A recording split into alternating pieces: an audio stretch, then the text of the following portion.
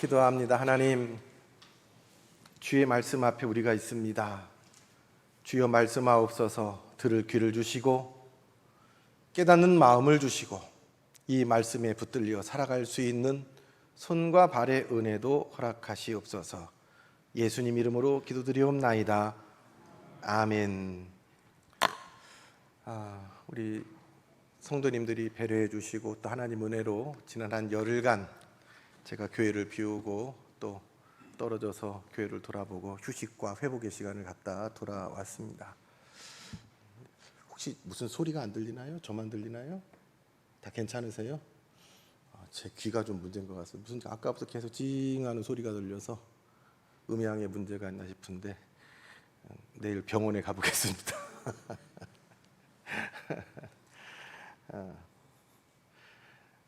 하나님 은혜 가운데 또 잘 회복하고 쉬는 중에 지난주일 우리 성도님들 예배하는 영상도 보았습니다. 또 노은성 목사님을 통해서 말씀을 듣는 중에 저도 은혜를 많이 받았고 하나 가슴이 철렁한 거는 다음 주에 교회 가서 설교 길게 하면 큰일 나겠다 생각이 들었습니다. 그 목사님은 설교 짧게 하기로 유명한 목사님입니다. 잘 모셨지요? 뭐 길이랑 관계없이 성령께서 주시는 대로 그대로 저는 말씀을 전하겠습니다. 다행히 하나님 은혜 가운데 저도 건강했고 우리 성도님들도 은혜 가운데 가정 잘 지켜주신 줄로 믿습니다. 우리 안춘배 권사님 또 하나님 은혜 주셔서 회복시켜 주시고 같이 예배할 수 있음에 또 하나님께 감사하고 또 각색 질고로 여전히 병상을 지키고 있는 우리 많은 낙원 성도들이 있습니다. 우리 하나님 온전히 회복하여서 다시 저들이 함께 예배할 수 있도록 은혜 주시기를 위해서 함께 기도해 주시길 바랍니다. 그러던 중에 엊그제 지난 22일 저는 이 뉴스를 듣고 깜짝 놀랐습니다. 부천의 한 호텔에서 화재가 나서 부천 시청 근처더라고요. 무려 19명의 사상자, 그중에 7명의 젊은 생명은 그만 회복하지 못하고 생명을 잃었습니다. 그런 불행한 일이 가깝게 우리 안에 있었습니다. 우리는 살면서 어디서 전쟁이 났다 그러면서 가슴을 쏟아내는 거는 우리나라 아니니까 다행이지, 어디서 큰 홍수가 났다 사람들이 쓸려가고 얼마나만 죽고 다치고 할 때 다행히 내가 사는 우리 동네가 아니어서 다행이지, 큰 지진이 나서 이재민이 생기고 죽고 난리가 날 때 우리 동네 아니어서 다행이지, 그러면 우리 참 감사했잖아요. 전쟁도 지진도 홍수도 어떤 자연재해도 아닌데 아닌 밤중에 날벼락이라고 이른 초저녁에 참 우리 가까운 이웃들이 7명이 생명을 잃고 전부 19명이 죽고 다치는 일이 있었을 때에 이 안전한 데가 어딘가, 어디다가 우리의 생명을 맡기고 됐다 나는 이제 별일 없다 할 때가 어딘가라는 생각이 듭니다. 예레미야서 2장 13절에 하나님이 예레미야를 통해 주신 말씀이 있는데 이 백성이 두 가지 죄를 지었다. 너희 이스라엘 백성이 두 가지 죄를 졌는데 첫 번째는 생명의 근원이 되는 나 여호와를 버린 것이 첫 번째 죄다. 두 번째, 너희들이 웅덩이를 팠는데 그 웅덩이가 물이 모아지지 않는 터진 웅덩이더라. 이 두 가지를 지적하고 있습니다. 생명의 근원이신 하나님을 버린 것과 웅덩이를 목마를 때 가뭄들 때 한다고 기껏 웅덩이를 팠는데 하나님이 보니까 기가 막히다. 웅덩이도 제대로 된 웅덩이가 아니라 터진 웅덩이더라. 절대 너희들 가물었을 때 그 웅덩이에 도움을 못 받아. 그런데 그것 파놓고 비가 안 와도 걱정이 없다. 그것도 죄야. 이 두 가지가 사실 별개가 아니에요. 하나님만이 온전히 우리를 안전케 하시고 우리의 생명을 지키고 보호하실 온전한 하나님께서 우리의 저수지가 되시고 웅덩이가 되시는데 하나님 아닌 다른 것들 붙들을 때에 그것은 우리를 지켜주지 못합니다. 호텔 7층에서 2명의 젊은 남자가 뛰어내렸지요. 아래는 그들을 지켜줄 만한 에어매트라는 것을 소방관들이 깔아놨대요. 에어매트. 거기만 잘 떨어지면 7층 아니라 10층에 떨어져도 생명을 지킬 수 있는 건데 그만 에어매트로 뛰어내린 2명의 젊은 청년이 현장에서 즉사해버렸습니다. 그 지금 뭐 관계기관이 조사를 하고 있는데 설치를 제대로 했는지 아니면은 그 원래 정한 법대로 규칙대로 그 귀퉁이를 잡았어야 되는지, 그 에어매트 저기만 뛰어내리면 살 거라고 생각해서 뛰어내렸는데 그만 그 자리에서 현장에 즉사해버렸다는 겁니다. 7층에서 뛰어내려가지고요. 우리는 어떻게 보면 세상 사람들 얘기 듣고 저기 뛰어내리면 그래도 우리가 저기 투자하면 그리로 가면 그거 마련하면 살 것이다라고 생각해서 우리는 우리 나름대로 살 방도를 모색을 합니다. 내가 나이 들어서 이후의 삶을 위해서 열심히 운동하면서 건강을 위해서 몸을 만들기도 하고 열심히 운동하고, 또 뭐 우리가 뭐 몸만 건강해 살 수 없잖아요. 경제적인 것들을 위해서 연금도 붓고 또 어떻게든 모아가지고 내가 일자리가 없어서 살 수 있도록 노후를 위해서 준비도 하고 친구도 만들고 이렇게 열심히 노력합니다. 근데 기껏 다 준비해서 건강도 괜찮고 연금도 있고 뭐도 있고 내 집도 있고 내 자녀들도 그만큼 잘 키워놨고 두루 했는데 어느 날 갑자기 믿고 툭 떨어졌는데 아무것도 나를 받쳐주지 못한다 할 때에 이 허망함, 그 짧은 순간이겠지만 됐다 저길로 뛰어내리면 산다 싶었는데 그것이 그들이 받쳐주지 못할 때에 그 당혹스러움, 우리 인생사에 그게 있다라는 것입니다. 이 땅의 기근과 지진, 전쟁, 홍수, 이런 일이 아니어도 갑작스러운 삶의 끝을 맞게 되는 많은 우리 이웃들을 바라보면서 어쩌면 우리는 우리 시대의 순간순간 젊지만 건강하지만 넉넉하지만 종말론적 신앙을 갖고 살아야 되지 않겠는가. 이 종말론이라는 것이 말세 그대로 세상이 끝나는 것이 아니라요, 여러분, 종말은 세상하고 관계없이 내가 끝나면 끝나는 거예요. 뭐 우주가 별이 충돌하고 핵전쟁이 나고 물론 그래도 곤란하고 다 끝나겠지만 내가 끝나면 그 다음은 핵전쟁이 나든 별이 지구가 어떻게 하든 지진이 나든 상관없는 거예요. 그러므로 우리는 하루하루 생명을 가진 자라는 것의 전제는 언제든지 우리의 생명이 종말을 맞을 수 있다는 것과 연결되어집니다. 살아있다는 것은 언제든지 죽을 수 있다는 겁니다. 우리는 탄생하는 순간 죽음을 향해 달려갑니다.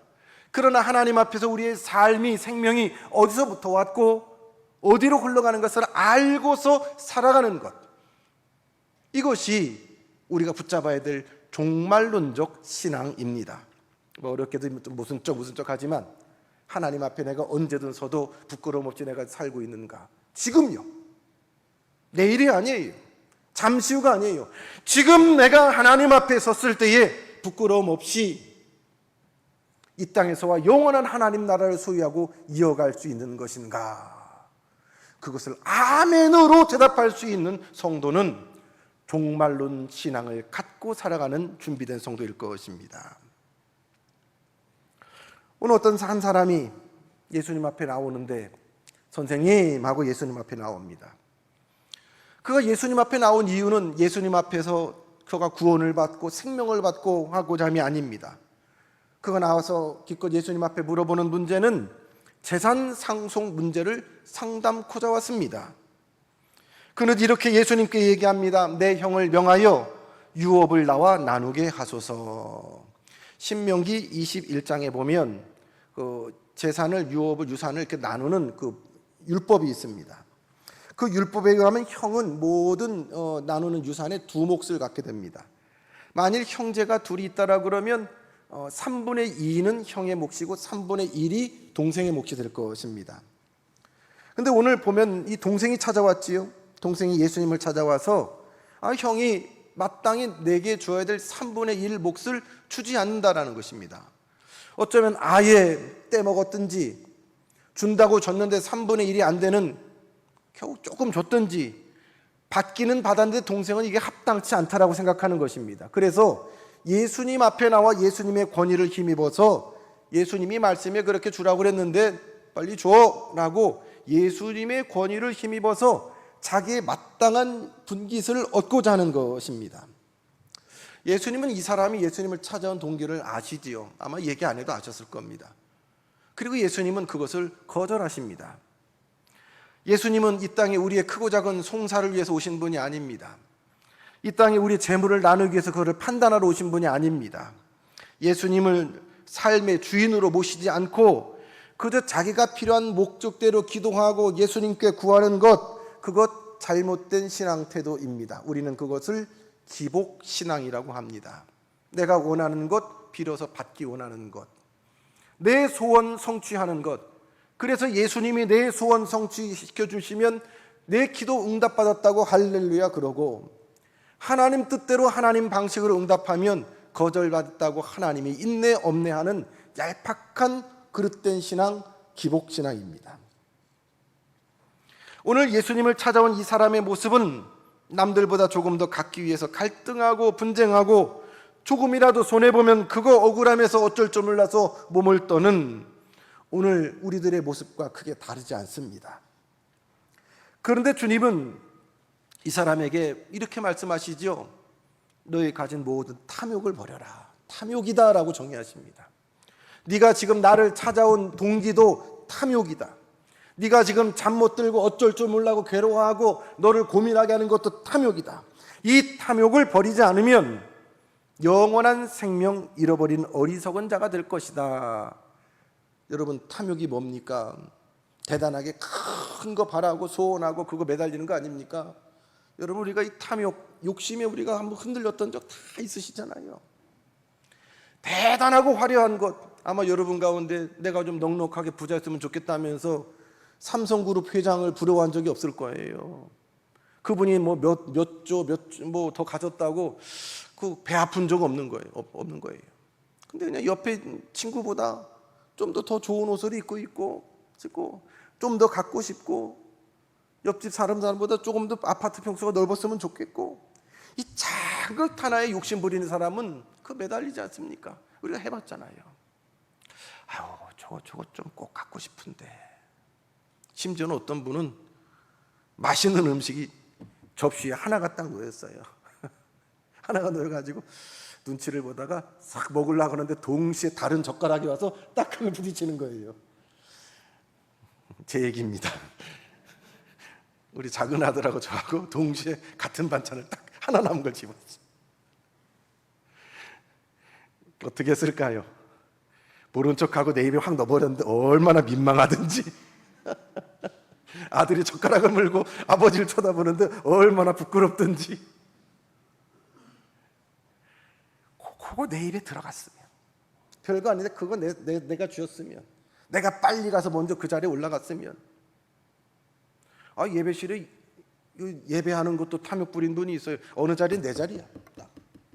그 자리에 다른 교인이 와 있는 거를 용납을 못해요. 그래서 우리 교회 얘기 아니고 전에 제가 섬기던 어느 교회 보면요, 예배 시간에 늦게 들어와서 다 일어서서 찬송 부르는데 그 이미 다른 분 앉아 그 자리에 가서 옆에 서 있어요.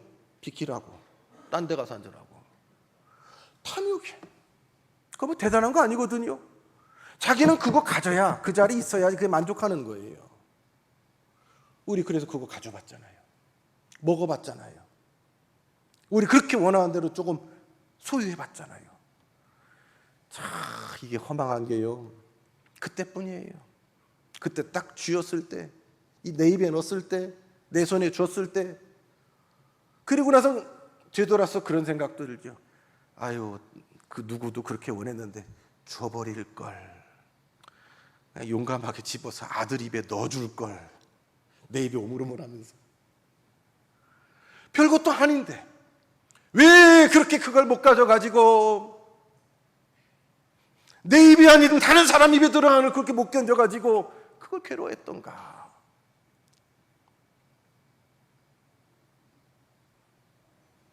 사실 그 어느 시대보다도 이 시대는 삶의 행복이 많이 가지면 행복하다라고 하는 그 시대를 우리가 좀 살고 있지 않습니까?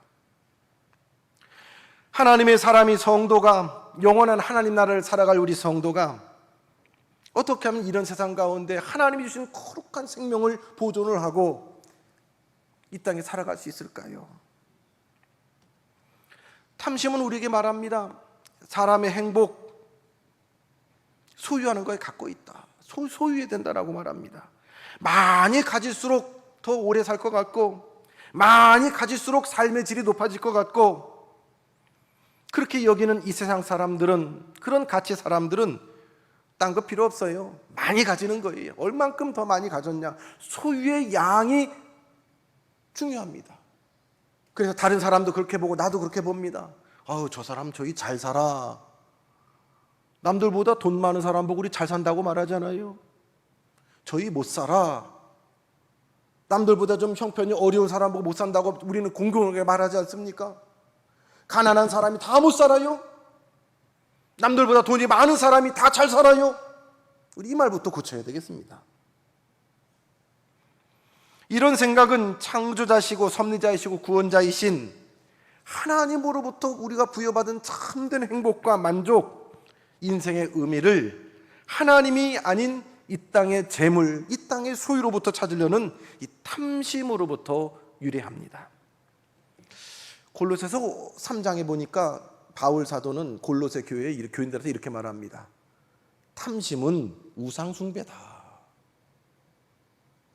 뭐 욕심 좀 부릴 수 있는데 딱 정했습니다. 탐심은 우상 숭배다. 여러분 10계명, 1계명부터 4계명까지 하나님에 관한 계명인데 그 중에 앞에 계명 가운데 우상을 섬기지 말라는 계명을 얼마나 강조하고 있습니까? 우상이 뭡니까? 하나님 아닌 것들을 하나님인 양 떠받들고 온 마음으로 하나님을 등 뒤에 내던져버리고 그것으로 향하는 것이 우상 숭배 아닙니까? 이 탐심으로부터 하나님을 등 뒤로 내던지고 살아가는 우상 숭배가 시작된다. 중요한 것은 사람을 소유하시는 하나님을 기억하는 것입니다. 우리의 꿈도 목표도 뭐도 살아서 문제지요. 생명이 있을 때에 의미가 있는 겁니다. 그러므로 이 생명은 물질이나 땅으로부터가 아니라 위에서부터 하나님께로부터 왔다는 것을 우리는 고백할 수 있어야 되겠습니다. 예수님이 이 땅에 오신 중요한 목적은 우리들에게 이 생명의 의미를 가르쳐 주시고 생명을 주시기 위해서 예수님은 이 땅에 오셨습니다. 우리가 하나님의 소유가 될 때 세상에 줄 수 없는 평안과 기쁨을 이 땅에서 누릴 수가 있습니다. 그러므로 성경은, 예수님은 분명히 말씀하세요. 사람이 하나님과 재물을 겸하여 섬길 수가 없다. 예수님은 단지 물질적인 것뿐만 아니라 이 땅에 여러 종류의 탐심을 조심할 것을 경고했습니다. 어떤 분은 돈에 그냥 욕심이 많아가지고 돈 하시는 분이 있지요. 어떤 분들은 또 돈은 그렇진 않은데 음식에 이렇게 매여가지고 그 먹는 거 양보 못하는 분이 있어요. 어떤 분은 또 사람 욕심이 많아가지고요, 다 인정받고 내 옆에 사람을 많이 두는 거, 누구 하나가 나한테 싫은 소리 하면 그거를 못 견디는 분이 있어요. 예수님도 12명 중에 가룟유다 같은 놈 하나 있었는데 뭐라고 사람에 관한 탐심을 놓지 않는 분. 어떤 분은 명예요, 어떤 분은 남들보다 높은 자리요. 제 평생의 삶의 자리가 가정, 우리 집, 교회, 신학교, 이건 벗어나 본 적이 별로 없어요. 어려서 신학교를 갔더니 신학교에 있는 뭐 동기들이나 후배들 가운데 유난히 자리에 집착하는 친구들이 있어요. 무슨 수가 있어서는 나는 이 반의 반 대표, 반장이 돼야 되고, 나는 우리 전체 학생 대표가 돼야 되고, 뭐 거기에 그냥 목숨을 걸고 늘 하는 분이 있어요. 우리 친구들이 저 친구는 자리에 욕심이 많아. 저거 나중에 저러다가 총회장 되려고 그러겠지. 아니나 다를까 지금 그거 어디 가고 있어요, 그쪽으로. 여러분, 뭐 어느 부분에 그렇게 탐심이 많으세요? 각자의 정도가 있겠지만 여러분 욕심 부린 탐심이 다 있을 거예요. 근데 그 탐심이 이 땅에서 내 발목을 탁 잡는단 말이죠.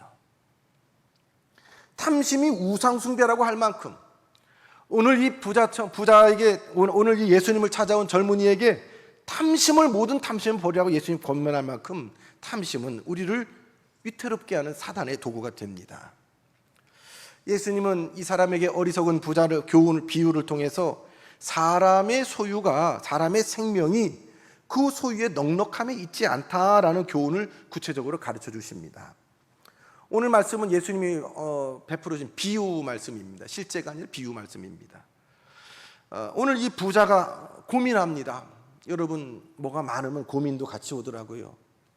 평소에 그냥 늘 다니다가 지갑에 딴 때보다 이렇게 두둑하게 지갑이 두꺼워지면, 그러고서 만원 버스나 지하철 타면 다 주변 분들이 뭘로 보여요? 소매치기로 보이고 도둑으로 보이더라고요. 예? 여러분, 돈을 한번 하나님이 많이 주시기를 바랍니다. 그럼 무슨 고민이 있을까요? 뭐 100만 원 벌어서 10만 원 11조 내는 건 괜찮은데요, 한 100억 벌어가지고 10억 11조 내라면 고민 많을 겁니다. 도둑 들까봐 아마 보안 어떻게 될까 고민 많을 겁니다. 이 부자도요, 어느 정도 부자였냐? 잠 못 자고 고민할 정도로 부자였습니다.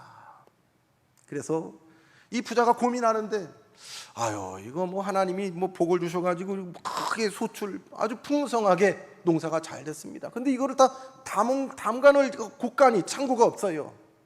그래서 이거 어떻게 이걸 다 보관을 하나? 잠을 너무 많아서 잠을 못 자요. 진짜 속으로 나도 좀 많아봤으면 좋겠다 그런 것 같아. 너무 많아서 잠을 못 자요. 그 결론을 내렸어요. 그래, 곳간을 널려 짓자. 그래서 이제 성경에는 곳간이라 있는데 원문을 보면 곳간들이에요. 곳간들. 한두 개 넓혀 짓겠다는 게 아니에요. 곳간들을 많이 줘서 이 고민을 좀 해결해야 되겠다. 이 사람들이 이 친구가 고민한 이유는 부요함에 관한 바른 인식이 없어요. 이 많은 것에 관한 바른 인식이 없습니다. 이 부자가 고민한 것은 자기 노력으로 얻어진 내 것의 풍부함에서부터 오는 고민입니다. 내 것이라고 생각하니까요. 그러나 하나님의 말씀, 성경이 우리에게 가르치는 것은, 여러분 분명히 기억하십시오. 이 세상에 내 것은 없는 거예요. 같이 사는 이 남자가 남편이 맞아요. 내 편 아니에요. 남편. 자식도 내 몸으로 낳았지만 내놓으세요. 내놓은 자식이에요. 내 몸으로 낳았지만 하나님 거예요. 내가 열심히 안 먹고 안 자고 안 입고 수고해서 모은 내 것인 것처럼 보이고, 내 이름으로 등기된 내 집이지만, 내 문패가 달린 내 집이지만, 내 생명도 이 모든 것도 하나님의 것이라는 것을 잊어서는 안 됩니다. 학개서 2장 8절에 하나님 말씀하시잖아요. 은도 내 것이고 금도 내 것이라 만군의 여호와의 말이니라. 하나님의 것이 아닌 것이 하나도 없어요. 아멘.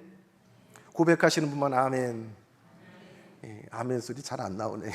솔직한 거예요. 따라서 하나님의 것을 내 것으로 여기는 사람에게는 고민이 있을 수밖에 없지요. 이 사람이 많이 소출을 거뒀다는 것은 하나님의 복을 많이 받았다는 것을 의미합니다. 하나님께서 알맞은 햇빛과 비를 내려주시지 않으면 많이 소출을 거둘 수가 없습니다. 이 부자는 하나님으로부터 많은 복을 받았지만 그것을 하나님의 뜻대로 사용할 줄은 몰랐습니다. 하나님의 뜻은 부의 편중이 아니라 부의 분배입니다. 그러나 이 부자는 어떻게 쓰든지 그거를 자기 손안에 점점 더 모으고 가두고 소유하려고 했습니다. 그런 그가 고민을 해결한 것은 기껏 더 큰 곳간을 늘려 짓는 것입니다. 곳간들, 창고들을 늘려 짓는 것입니다. 커다란 곳간을 새로 다 지은 그 부자에게는 세상에 어떤 임금도 부러움이 없을 수가 있을 것입니다. 그러면서 부자는 결론을 내리고 고민을 해결했습니다. 그리고 이렇게 말합니다. 이제 평안히 쉬고 먹고 마시고 즐거워하자. 4가지를 이야기합니다. 4가지 명령형 동사로 했는데, 첫 번째는 영혼아, 너는 평안히 쉬라. 너는 먹으라. 너는 마시라. 너는 즐거워하라. 이 먹는 것과 마시는 것은 과거 명령으로 되어 있는데 당장 먹고 마시자는 겁니다. 쉬는 것과 즐거워하는 것은 현재 명령으로 되어 있는데 계속해서 쉬고 계속해서 즐거워할 수 있다. 다 됐다. 이제 난 다 됐으니까 먹고 마시고 즐거워하고 쉬자. 부자에게 남은 것은 편안히 쉬면서 인생 누리고 즐기는 것뿐입니다. 이 부자는 그 모든 것을 자기 중심으로 생각하고 이 안에 어떤 하나님에 관한 감사와 인식은 없습니다. 이 물질을 하나님이 왜 주셨는지에 관한 고민도 기도도 없습니다. 그러니 하나님이나 다른 사람에 관한 어떤 관심도 그에게는 고민도 없다라는 겁니다. 오로지 어떻게 먹고 마시고 모으고 지킬까. 이러한 먹고 마심은 하나님의 분노의 잔을 먹고 마시는 것과 다름없는 것입니다. 또한 그의 평안히 쉼과 즐거움은 방탕과 사치를 일삼는 파멸의 쾌락에 지나지 않았습니다. 그런 삶을 성경은 이야기하죠. 그런 종류의 삶 살아가는 교회와 성도, 살았으나 죽은 자다라고 이야기합니다. 오늘 20절 말씀에 이 사람을 향한 하나님의 말씀이 나옵니다. 세 마디 말씀 나오는 첫 번째, 어리석은 자요 라고. 어리석은 자요. 하나님이 그 사람 보니까 여러 가지 말이 있겠죠. 부러운 자요, 복 받은 자요, 돈 많은 자요, 행복한 자요, 잘 사는 자요, 이렇게 말하지 않습니다. 하나님은 그 사람 딱 보고 종합적으로 다 꿰뚫어 보십니다. 한마디로 바로 말씀하십니다. 아휴, 이 어리석은 놈, 어리석은 놈. 왜 어리석은지는 우리가 그 다음을 알지요. 두 번째로, 오늘 밤에라는 말씀을 하십니다. 오늘 밤에. 바로 부자가 고민하면서 그 밤새 고민했던 그 밤입니다. 어떻게 내 소유를 보관할 수 있을까? 소유할 수 있을까? 더 확장할 수 있을까? 고민하던, 그리고 나서 내일 창고를 늘려 지으면 되겠구나, 해결책을 발견하고 다 된 것인 양 박수치면서 행복해했던 그 밤, 바로 들떠있던 그 밤을 이야기합니다. 세 번째, 하나님 말씀하십니다. 내 영혼을 도로 찾으리니. 내 영혼을 도로 찾겠다. 이거 굉장히 중요한 말씀입니다. 도로라는 건 뭐예요? 원래 있던 곳으로, 즉 생명을 주장하시고 인도하시는 분이 누굽니까? 하나님이에요. 너에게 이 땅에 생명의 시작을 줬던 하나님이 도로 거두겠다라는 겁니다. 즉 네 생명은 내 것이다라고 선포하는 것입니다. 영혼을 주신 하나님이 그의 영혼을 요구하시면 그의 삶은 끝날 수밖에 없습니다. 부자는 많은 소유를 의지하며 미래를 장담했지만 자신의 목숨이 오늘 밤 종말을 맞을 줄은 정작 몰랐습니다. 그러면 그때 그의 소유가 누구의 것이 되겠습니까? 분명한 것은 그 많은 재산이 결코 그 부자의 재산이 되지 않는다라는 것입니다. 예수님은 이 비유의 결론으로 자신을 위해 재물을 쌓지만 하나님께 부유하지 못한 것이 얼마나 허무한 것인지를 말씀하고 계십니다. 따라서 탐욕은 인생을 누리게 하지도 못합니다. 하나님 주신 은혜를 누리게 하지도 못해요. 누리게 하지 못할 뿐 아니라 결국에는 하나님 앞에서 면목 없는 부끄러운 인생을 살게 하는 것입니다. 그러므로 이 종말 시대를 살아가는, 종말 신앙으로 살아가는 우리들에게 필요한 자세는 첫 번째, 하나님 앞에 늘 생명을 구하는 자세로 살아야겠습니다. 오늘 비유에 나오는 어리석은 부자는 자신이 이뤄놓은 것, 자신이 소유하고 있는 것과 자신의 삶에 대한 모든 미래에 대해서 늘 이야기합니다. 하나님 생각하지 않고 이웃 돌아보지 않으면서 나의 미래는 문제없다라고 떵떵거립니다. 그러나 정작 그 쌓아놓은 것을 그는 하나도 사용할 수 없는 자신의 운명을 알지 못했습니다. 자기가 살지 못하는 이후에 여러의 것을 쓸 것을 준비해 두었으면서 정작 하나님 앞에서 살게 될 그 하루 한날의 삶을 위해서는 준비한 게 하나도 없어요. 오직 자신의 이 땅에서의 현세의 삶에 관해서만 그는 관심을 가지고 있습니다. 더 많이 벌고 더 높은 지위에 올라가고 더 많은 지식을 쌓고 더 많은 힘을 소유하면 내가 잘 사는 것이라고 그는 착각했습니다. 이런 것들은 오늘 우리의 내세와 현세의 생명과 아무 상관이 없습니다. 내세는커녕 이 땅의 삶에서도 기쁨을 주지 못합니다. 99개 가진 분이 100개 가진 분 보면서 한 가지 못 가져가지고 그 열등감에 빠져서, 제 주변에 우리나라 제일 좋은 대학 나온 어느 분의 얘기를 들었습니다. 야, 그 대학 다니는 애들은 얼마나 좀 행복할까, 뿌듯할까. 근데 기가 막힌 뜻밖의 얘기를 들었어요. 웬걸 그 대학 나온 분이 제가 보면 별로 없는 것 같은데 다들 학생들이 열등감에 빠져있대. 열등감. 늘 1등만 하고서 거기까지 왔는데 거기 오니까 갑자기 평생 받아보지 못한 2등, 3등, 10등, 20등 이걸로 그냥 열등감에 그냥 어떻게든 이기려고. 뭐 저도 그 대학 가보지 못했습니다만 이야기가 그래요.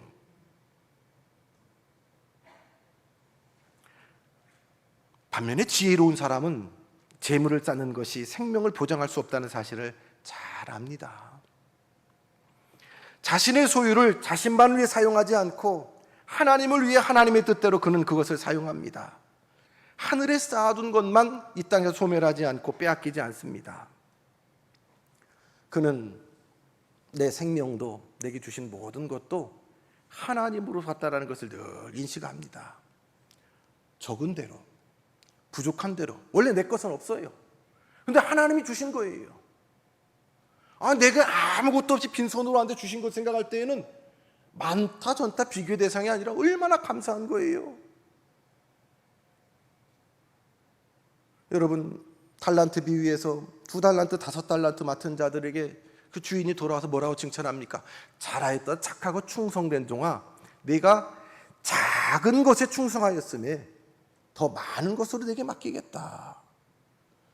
물론 1달란트 받은 사람 입장에서는 2달란트, 5달란트는 2배, 5배 더 받은 거예요. 그런데 주인이 말했을 적에는 내가 작은 것에 작다고 여기지 않고 충성했다라는 거예요. 즉 하나님으로부터 받은 것을 우리 사람의 기준으로 몇 배 받았다, 몇 덜 받았다, 많이 받았다 기준이 아니라 하나님 앞에 받은 모든 것을 크게 했다라는 것입니다.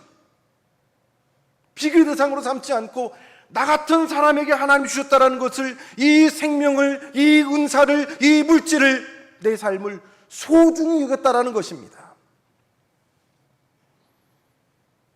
그래서 많고 적고 다르지 않았습니다. 충성했습니다. 그것을 주인이 기뻐했다라는 겁니다. 두 번째로 우리는 탐심을 물리쳐야 합니다.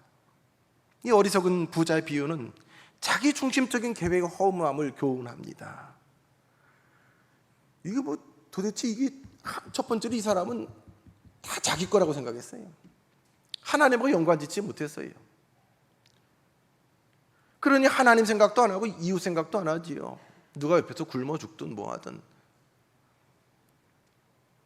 하나님도 없고 이웃도 없습니다. 오로지 자기 인생의 주관자는 자신입니다.